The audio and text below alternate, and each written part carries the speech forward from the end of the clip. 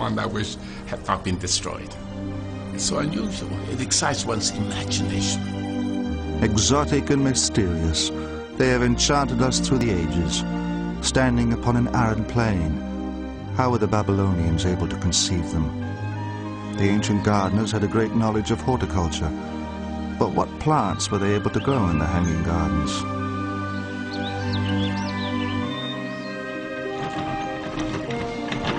The first cranes were used to construct the world's largest marble temple.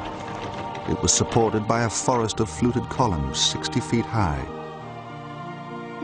How were the ancients able to achieve such detail while working on such an enormous scale?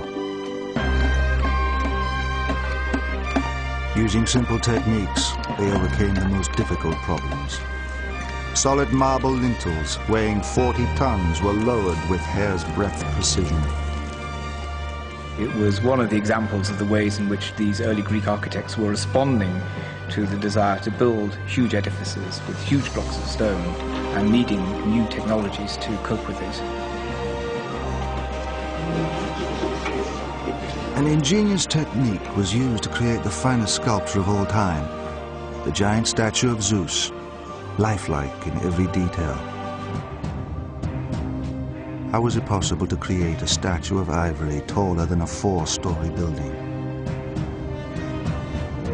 The overwhelming flash and brilliance of all the materials at that scale is something we can only imagine in our minds.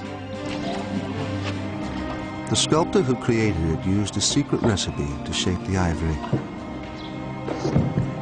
But how did he achieve such realism? The originality of its design